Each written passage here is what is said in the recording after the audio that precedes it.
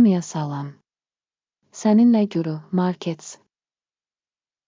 Şirkət haqqında ümumi məlumatlardan başlayaq. Biraz daha hər bir parametrə daha ətraflı baxacağıq. İstəsəniz fasilə verə bilərsiniz. Tədqiq olunan təşkilatın hər bir parametrinə daha diqqətlə baxmağı təklif edirik. İndi təşkilatın mövcud fundamental göstəricilərinə baxacağıq. Montauk Renewables, ticker MNTK.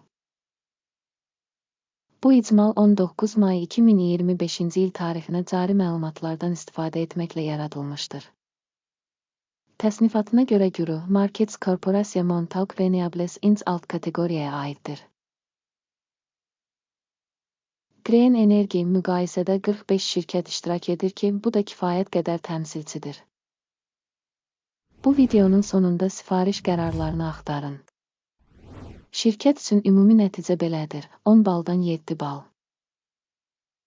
Alt kateqoriya üzrə orta xal, -0,5 bal. Geniş baxsanız, bütövlükdə bazar daxilində. Bütövlükdə bütün bazar üzrə orta reytingin 1,9 bal olduğunu görürük. Şirkət üçün 7 ballıq reytingə qarşı Montauk Renewables. Şirkətin səhmlərinin qiymətinin hərəkətini müqayisə etmək Montauk Renewables Inc. və alt kateqoriyalı şirkətlər. Son 12 ayda səhmlərin olduğunu görürük. Montauk Renewables -56,5% dinamika nümayiş etdirib. Alt kateqoriya üzrə qiymət dinamikası ilə müqayisədə -1,1%. Bu heç nə demək deyil, amma nəzərə almağa dəyər. Şirkətin bazar kapitallaşması Montauk Renewables $0,3 milyard təşkil edir. 62 milyard dollarlıq bazar kapitallaşması ilə alt kateqoriya $1,5 milyard dəyərindədir. Montauk Renewables 0,48% təşkil edir və alt kateqoriyada çox kiçik şirkətlərdən biridir. Şirkətin balans dəyəri $0,26 milyard. 40 milyard dollarlıq alt kateqoriya kapitallaşması ilə. Montauk Renewables 0,647% təşkil edir. Bazar və balans kapitallaşmasının paylarını müqayisə edərək aşağıdakıları görə bilərik. Paylaş Montauk Renewables alt kateqoriyada bazar kapitalizasiyası üzrə qiymətləndirmə 0,48% təşkil edir. Balans dəyəri 0,647% təşkil edir. Bu da bazar dəyər payından 35% çoxdur. Şirkətin bazar payının və alt kateqoriyanın balans kapitallaşmasının qiymətləndirilməsi, yaxşı, 1 bal. Təşkilatın maliyyə öhdəlikləri 0,59 MLRD. Borcun balans dəyərinə nisbəti kapitalın 22,7%-ni təşkil edir. Şirkətin maliyyə öhdəlikləri reytingi, yaxşı, 1 bal. Şirkətin qiymət qazanc nisbəti 40,3-dür. Alt kateqoriya üçün orta qiymət 0-dır ki, bu da alt kateqoriya üçün orta göstəricidən xeyli yaxşıdır. Alt kateqoriyadakı şirkətlərlə müqayisədə şirkətin fond bazar dəyərinin mənfəətə nisbətinin qiymətləndirilməsi, çox yaxşı, 2 bal. Son 12 ayda mənfəət $7 milyon olub. Növbəti 12 ay üçün proqnozlaşdırılan mənfəətin $18 milyon olacağı gözlənilir. İndikindən 149% çoxdur. Alt kateqoriyadakı şirkətlərlə müqayisədə gözlənilən gələcək mənfəət göstəricisinin qiymətləndirilməsi, yaxşı, 1 bal. Şirkətin qiymət satış nisbəti 1,7-dir. Alt kateqoriya üzrə orta göstərici 1,3 təşkil edir ki, bu da alt kateqoriya üzrə orta göstəricidən 31% yüksəkdir. Alt kateqoriyadakı göstəricilərlə müqayisədə bazar dəyərinin gəlir nisbətinin qiymətləndirilməsi, TOLED, -0,5 bal. Son 12 ayda gəlir $180 milyon olub. Növbəti 12 ay üçün gəlirin $290 milyon olacağı gözlənilir. Bu, indikindən 61% çoxdur. Proqnozlaşdırılan gələcək satış göstəricisinin alt kateqoriyadakı göstəricilərlə müqayisədə qiymətləndirilməsi yaxşı 1 bal. Alt kateqoriya üzrə orta göstərici -13,5% olmaqla satış marjası 4,1% təşkil edir. Alt kateqoriya üzrə orta göstərici ilə şirkətin göstəriciləri arasında fərq 17,6% təşkil edir. Alt kateqoriya göstəriciləri ilə müqayisədə satış gəlirliliyinin qiymətləndirilməsi yaxşı 0,5 bal. Alt kateqoriyada işçilərin sayında şirkətin payı 0,17% təşkil edir. Bu, bazar kapitallaşma payından 182% azdır. Və bu fakt şirkətin cari bazar qiyməti arasında uyğunsuzluğu göstərir. Montauk Renewables çox güman ki, yenidən qiymətləndirməyə doğru. Təşkilatın bir işçisinə düşən bazar kapitalının məbləği $1,796,000 bərabərdir.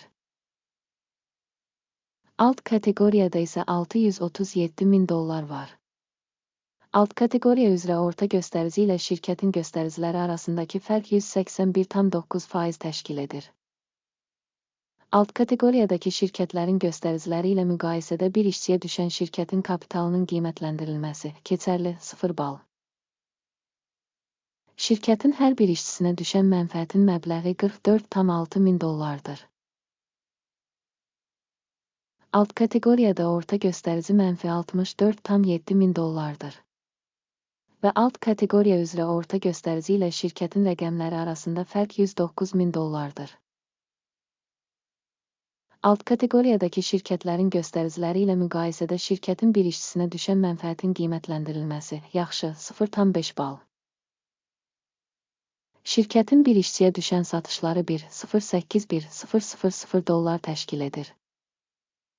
Alt kateqoriya $481,000. Alt kateqoriya üzrə orta göstərici ilə şirkətin fəaliyyəti arasındakı fərq 125%dir.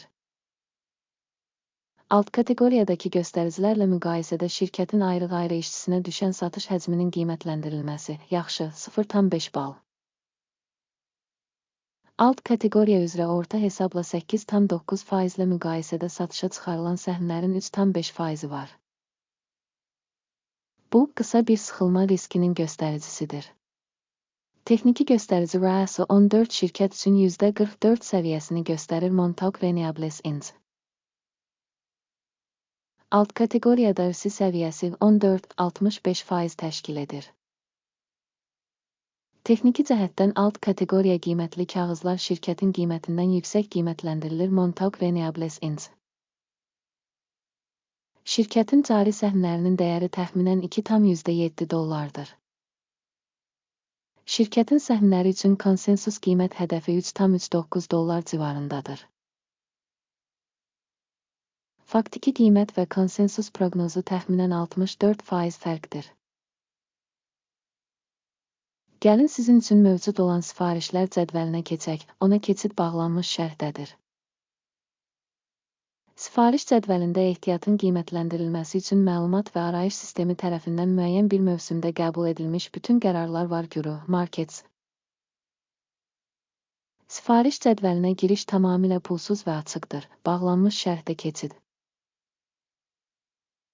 Qiymətləndirmənin nəticələrinə əsaslanır. Montauk Renewables Inc. Ehtiyatların qiymətləndirilməsi üçün məlumat və arayış sistemi Guru, Markets aşağıdakı qərar qəbul edildi. Səhm üçün $2,8 alış sifarişi açın.